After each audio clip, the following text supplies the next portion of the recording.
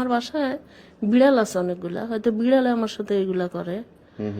তারপরে কুকুরও আছে চারটে, কুকুর তার ঘরে ঢুকে না, যে বিড়ালে মানে আমার গায়েতে কম্বল নিচে ফেলাই দেয়।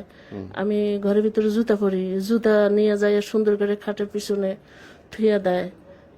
অনেক সময় চিরুনি নিয়ে যায়, সেই চিরুনি ধরেন অনেকদিন পর আবার পাওয়া যায়, মানে এখানকার জিনিস ওখানে, ওখানকার জিনিস ওখানে। আর এই যে খাট ঝাড়ু আছে না, শলা, ওই শলা একদিন আমি প্লেট ধুইতেছি, আমি একাই থাকি আমার বাসায়, আর 3টা ভাড়াটিয়া।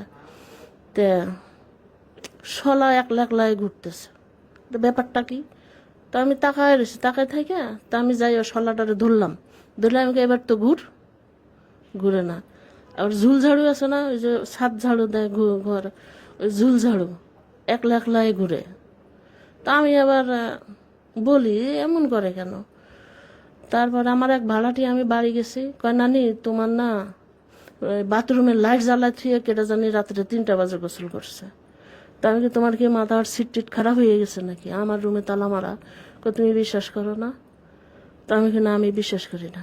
পরে তুমি এটাও বিশ্বাস করো না, আমি আকছায়া তোমার ঘরে ঢুকতে বাইরেতে দেখছি যে কে ঢুকতেছে, নানির ঘরে তো নানি একা।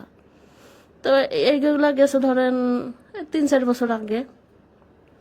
তা আমি দেখি কেউ একজন আমার ফলো করে, আমি শুধু মুখখান দেখি। আমি যে শুয়ে আছি রাত্রে হঠাৎ ঘুম ভেঙে যায়, তখন হয় যে আপনার এইগুলা দেখি। তো দেখতেছি কে একজন ওই আয়নার উপর দিয়ে আমার ফলো করতেছে, আমি দেখার সাথে সাথে সে মুখঠান সরায় নেয়। যাই হোক, ওই বড় গেছে। তো এরকম অনেক কাহিনী আছে। তারপরে আমার বাসায় আজকে 1 বছর একটা মহিলা আসছে ভাড়া, তো ওনার সাথে 7টা জিন আছে। তো উনি কাউরে বলেও নাই, এটা বুঝতেও দেয় নাই। হঠাৎ ওই যে মানুষের মেয়ে মেন্স হইলে যদি ভোরবেলা ওইটা গোসল করে ফেলায় তাহলে ওনার সমস্যা হয় না, যদি ওই গোসল না করে ছায়াটা ওনার গায়ে লাগে তাহলে ওনার অবস্থা হয়। উনি নিজের চুল নিজের টাইনে ছেড়ে মানে এই ঘুষি ওয়ালে মারে, মানে কেমন একটা অত্যাচার করে। পর ওনার মেয়ে আমার কয় কি, নানু তাড়াতাড়ি আসো, আমার মা। তো কি তোর মা? পরে বলতেছে যে আমার মার এই সমস্যা।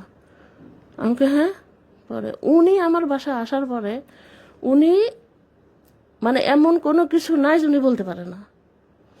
দেখ, আর এই ইয়েটা মানে আমার নানির সাথে ছিল, আমার মার জেঠির সাথে।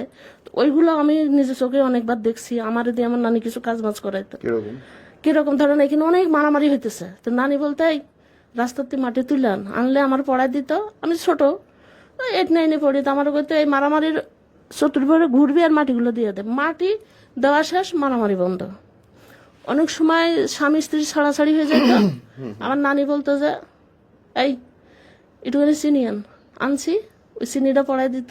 এটা ধরো আমাকে পুরা ডিস্ট্রিক্টের, আমি নাম বলি না ডিস্ট্রিক্টের, পুরা ডিস্ট্রিক্টের সবাই জানে, মানে আমাকে এরিয়ার। এক ডাকে ওনাকে আমার ওই নানির চিনে সবাই। উনি অনেক মানে সংসার জোড়া লাগাইছে, অনেক মেয়েকে বিয়ে দিছে, মানে অনেক কিছু করছে ওনার লাইফে। তো লাস্টে ওনার অনেক ক্ষতি হয়েছে।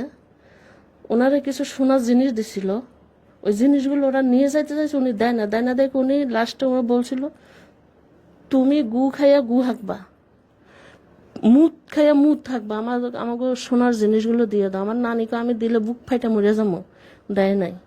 তো সে জিনিসগুলো নানি মরার পর ওরাই নিয়ে গেছে। যাক, নানির পর্ব বাদ, এবার আমার পর্ব।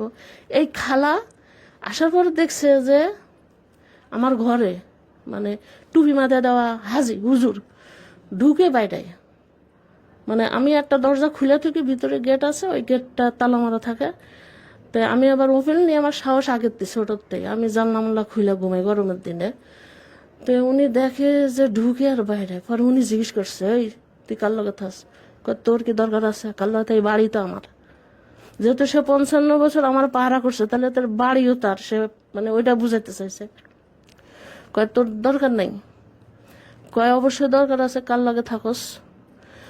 পরে উনি আমার ঘরে ঢুকছে, যেদিন আসছে তার 4 দিনের দিন। কয় খালা তোমার ঘরে আইসা উনি ওই মানে আমার ঘরে সে উপরে এসে টিনের নিচে চাটার নিচে যে বোর্ড, 3 রুমে বোর্ড মানে খোলা। তো উনি, আমি যতই মিস্ত্রি এনে বোর্ডগুলো দিই ওই বোর্ড দেখে 1 ঘন্টা পরে খুলে লাইছে।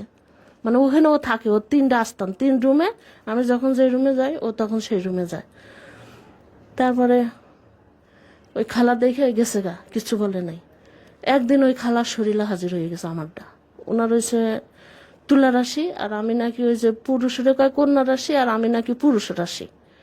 তো ওনার শরীরে হাজির হয়ে গেছে।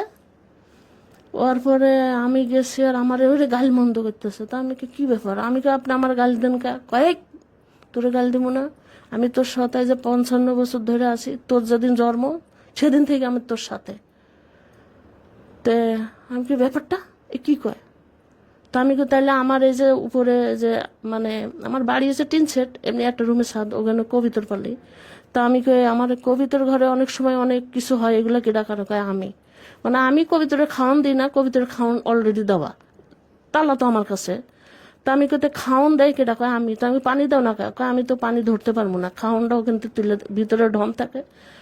ভালো কথা। পরে আমি হাজিরার পর আমি আমার 2 ছেলেরে ফোন দিয়ে বললাম এই এই এই ঘটনা। তা আমি বললাম আমারে যে উপরেতে ফেলা দিছিল কেটা কয় আমি। আমি কেন?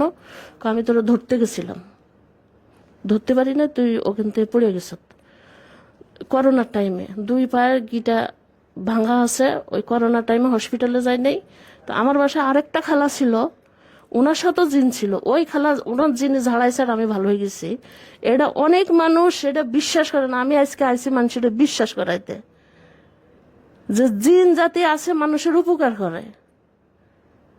আর এগো কারণে আপনার তো 20 মিনিট আমারটা শেষ হবে না। আমি আমার হাজব্যান্ড নাই, আমি তার প্রতি এত পাগল ছিলাম না, এই এই জিনের প্রতি। সে এখন অলরেডি আপনার ভিতরেই আছে, এইখানে আছে? হ্যাঁ আসছে, সে আমার সাথে আসছে। এটা আমার পাশে বসতে কোন? না ওইভাবে তারা বসবো না। কিভাবে বসে তারা? ও অলরেডি আমার সাথে আপনার মতো এরকম দেখা করে, প্রথম দিন দেখা করছে। আচ্ছা ওইগুলো পরে বলি। পরে এখন আমি কোন জায়গায় আছে? এটা ভিতরেই আসছে। মানে এই রুমের কোন জায়গায় আছে সে এখন? আচ্ছা সে কোন এক গোপন জায়গায় আছে, অন্ধকার জায়গায়।